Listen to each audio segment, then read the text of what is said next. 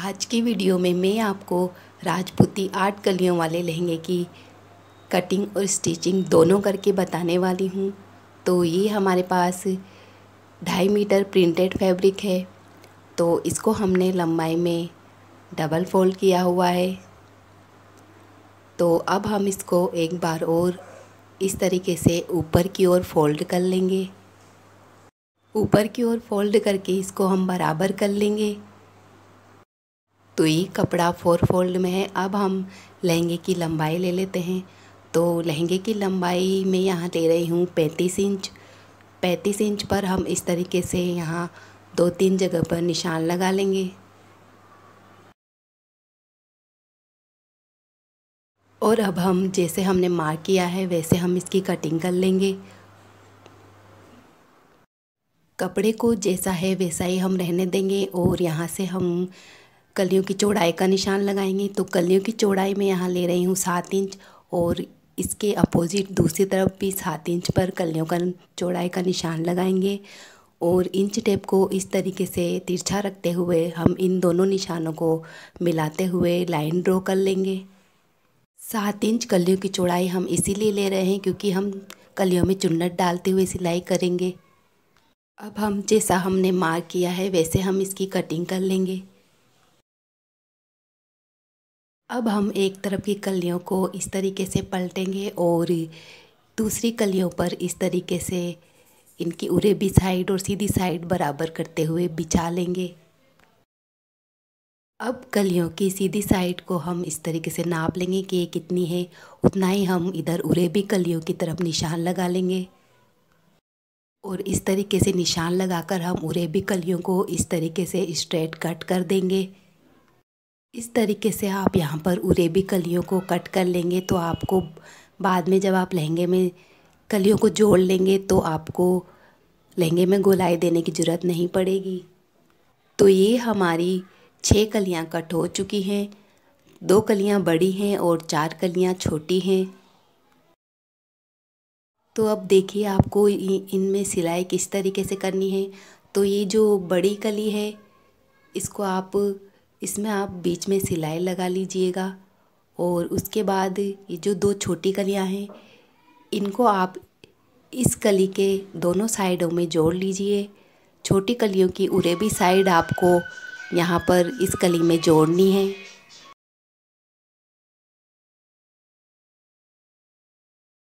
बड़ी कली के दोनों साइडों में आप छोटी कलियों की उरेबी साइड को जोड़ लीजिएगा। और बड़ी कली के बीच में आप सेंटर में बड़ी कली को फोल्ड करते हुए आप बीच में सिलाई लगा लीजिएगा। अब हम लहंगे की स्टिचिंग करेंगे। तो ये जो बड़ी कली है इसको हम इस तरीके से फोल्ड करेंगे और इस पर यहाँ किनारी पर सिलाई लगा लेंगे। कपड़े को इस तरफ से बराबर करते जाइए और कली के सेंटर में आप किनारी पर सिलाई लगा लीजिए।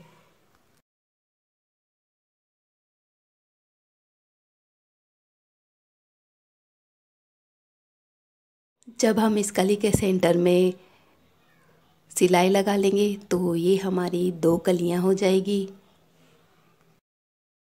अब हम बड़ी कली के साइड में छोटी कली जोड़ेंगे। तो छोटी कली की उरेबी साइड हम बड़ी कली के पास में जोड़ेंगे। तो कलियों को हम इस तरीके से फोल्ड करते हुए जोड़ेंगे ताकि यहाँ पर धागे ना निकले।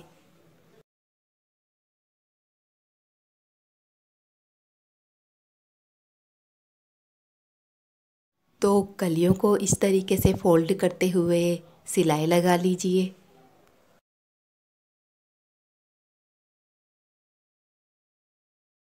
अब दूसरी छोटी कली भी हम बड़ी कली की इस दूसरी साइड पर जोड़ लेंगे। तो छोटी कली की उरेबी साइड हम यहाँ पर बड़ी कली पर जोड़ेंगे।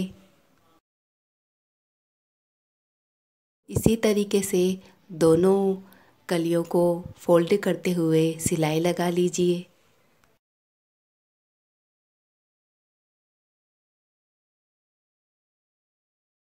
तो ये हमने 4 कलियों को जोड़ लिया है।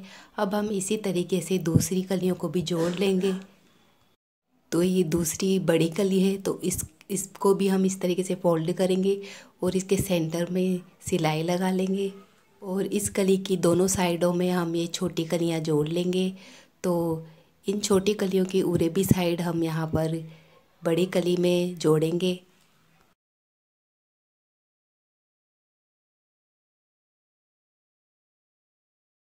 ये हमने दूसरी 4 कलियों को भी जोड़ लिया है।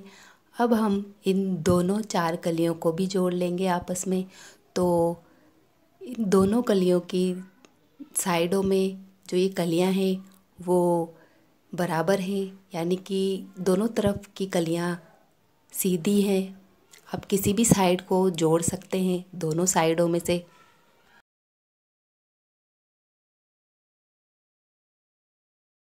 तो आप इस तरीके से दोनों कलियों को बराबर रखते हुए सिलाई लगा लीजिए। यहाँ पर आपको किनारे को फोल्ड करने की ज़रूरत नहीं है, क्योंकि यहाँ पर ये कपड़ा जो है वो उसमें धागे नहीं निकलेंगे।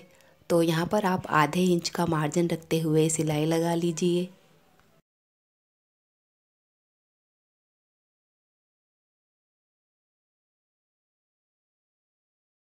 तो ये हमने सारी कलियों को जोड़ लिया है।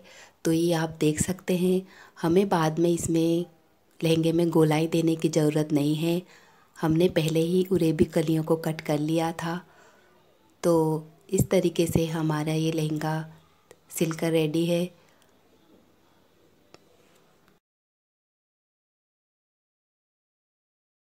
अब मैं नेक्स्ट वीडियो में आपको बताऊंगी कि लहंगे में मगजी किस तरीके से लगाते हैं और मगजी में गुणा बराबर हम किस तरीके से निकालें।